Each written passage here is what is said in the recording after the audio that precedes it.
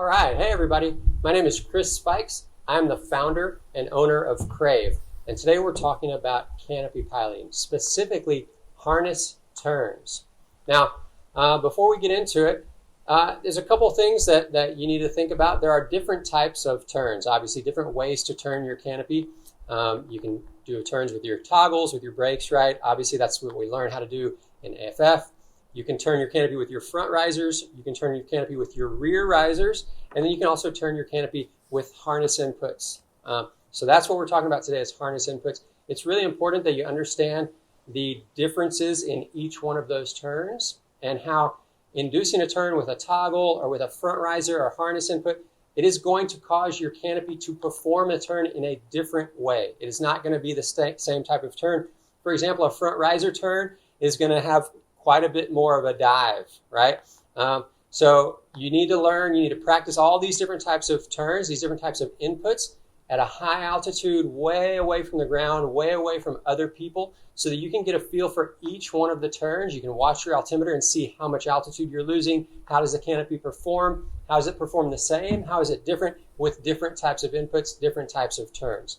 So today what we're talking about is harness turns. Now, I struggled for a long time learning how to do a harness turn. I just felt like I couldn't get any performance out of it. I couldn't get anything to happen. As much as I tried to induce a harness turn, use my legs, leaning from side to side, different things, I could never really get the canopy to respond or to do anything. And the problem was I was doing something wrong. Actually, I was leaving something out. There was a step that I was missing. And it took actually the Crave Canopy Piloting course, Foundations of Canopy Piloting, that's taught by Kurt and Jeannie Bartholomew. That course, something that Jeannie goes over is harness turns. And she taught me something very, very important that I had missed for years and years of skydiving, hundreds and hundreds of jumps. It's a little bit embarrassing to say, but I missed something, a very small thing, but very important that will make a big difference on harness turns. And that is your leg straps.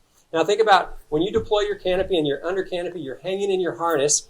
If you're like this, you have your leg straps where they normally are in free fall when you're walking the plane, whatever. Now you're under canopy, your harness straps are here.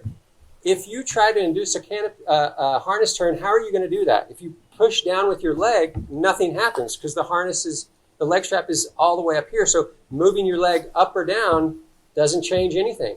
Even leaning to the side, you might get a little bit of a harness turn. You might get a little bit of an input, but it's not going to be very significant. It's not going to make a very big difference. You're going to find that the harness turns really don't do much. And that's what was happening to me, and I kind of gave up on them until just very recently, about a year ago, when I learned this from Jeannie. So what you want to do is once you're under canopy, you've cleared your airspace, you know that there's nobody else around, maybe you've gone through your opening procedures. Now what you can do is you're just going to slide your leg straps up toward your knee. And obviously you're going to do it on both sides. But now if you notice, once your leg strap is up closer to your knee, it's going to allow you to do two things. First of all, it's going to allow you to kind of sit down in your harness.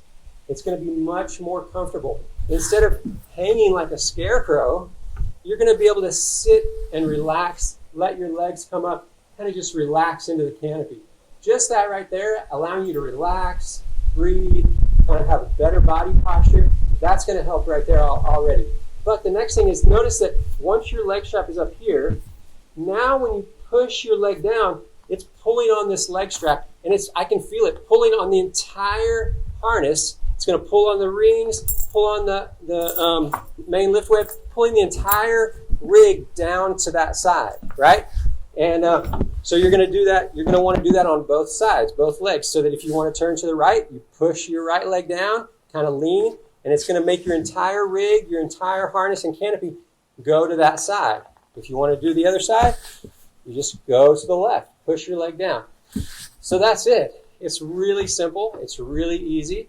Like I said, do a high pull, make sure you have clear airspace away from other people, and test it out. Feel out those harness turns, those inputs. See how is it different? How does the canopy react differently from toggle turns? How does it react differently from rear riser turns? Now, one other thing that I want to mention is a bungee. Most people nowadays have a bungee between their leg straps on the back. We use this when we're flying head up to make sure that our leg straps don't come up off of our knees to keep us safe. So if you're using a bungee and you're going to start playing around with moving the leg straps up, what you want to do is you still want to use the bungee. You need that, especially if you're flying head up. But you're going to have to play around with how tight and how loose this bungee is. So it needs to be tight enough to keep your leg straps up and safe when you're flying head up. But it needs to be loose enough that once you're under canopy, you can pull your leg straps down a little bit. So you just need to play around with it. You might play around with it in the packing room, kind of squat against the wall and see how it feels. Just make sure that it's not too loose. Too loose is going to allow those leg straps to come up too far, maybe even coming off your knees. And of course, that's really dangerous. We don't want to do that. Now, if you want to learn more about canopy piloting, if you want to learn more from Kurt and Jeannie, go to cravetofly.com. Check out the Foundations of Canopy Piloting course. Kurt and Jeannie, they cover a lot of great stuff. They talk about downsizing versus bigger turns. They talk about exits. They talk about opening procedure. They talk about landing. They talk about all sorts of great stuff. Getting back from a long spot. How to land with accuracy. All these things that they cover is a lot of really good stuff. So go check out their course at cravetofly.com and do more, be better.